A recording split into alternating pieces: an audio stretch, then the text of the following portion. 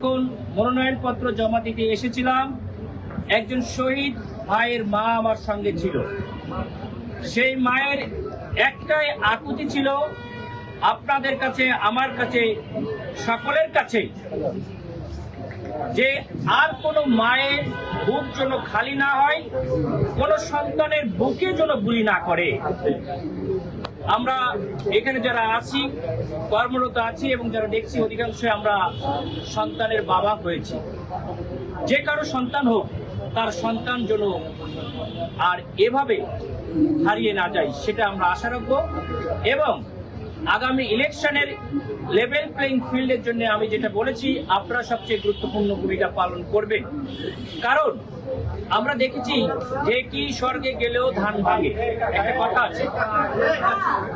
একইভাবে দীর্ঘ 15-20 বছর ধরে আমাদের রাষ্ট্রীয় যন্ত্রের মাধ্যমে ফ্যাসিস্ট সরকার কিছু তৈলবাস এবং প্রশাসনিক কিছু লোক তৈরি করেছে, যারা এদেশের সুন্দর পরিবেশকে ধ্বংস করার অলরেডি পায়তারা করছে।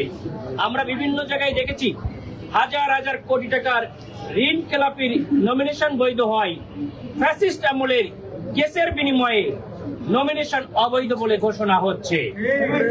সুতরাং এই ফ্যাসিস্ট আমলের যে একটা কারখানায় যে তৈরি করা, যে ফ্যাসিস্ট যারা তৈরি করে সরকারের মধ্যে থেকে, তারা নতুন করে আবার উজ্জীবনা নিয়ে সামনে কাজ করার স্বপ্ন দেখছে। আমরা অবজার্ভ করছি ইয়ং জেনারেশন, তাদেরকে ক্ষমা করে তাদেরকে ভালো হওয়ার জন্য জাতি সময় দিয়েছে। যদি তারা ভালো না হয়, আগামীতে তারা এমন শাস্তির আওতায় আসবে, তাদের দেখে নতুন করে শিক্ষা নেবে।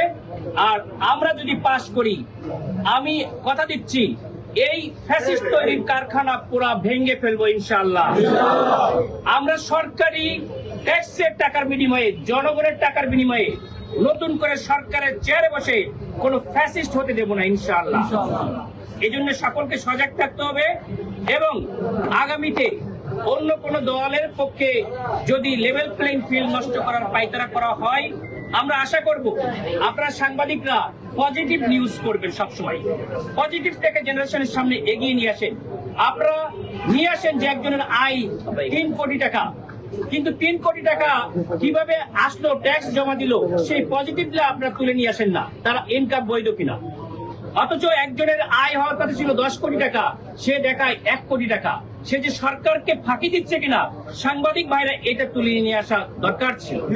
আপনারা সেটা তুলে নিয়ে আসবেন আমরা আশা করি। একজন ক্যান্ডিডেটের কি কি পজিটিভ দিক আছে, তার পেশা কি আছে, তার ইনকাম সোর্স কি আছে, সে জনগণের জন্য কি করে।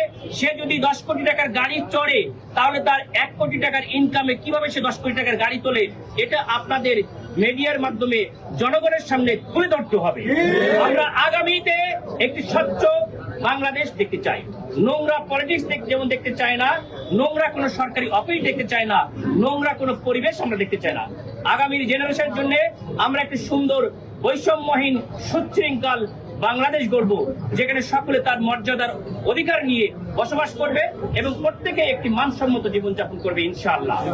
আমরা দেখেছেন যে আমাদের এখানে ক্যান্ডিডেট অলরেডি চেঞ্জ হয়েছে। আমরা জনপ্রিয়তার শীর্ষে আছি বাংলাদেশ জামায়াত ইসলামীতে।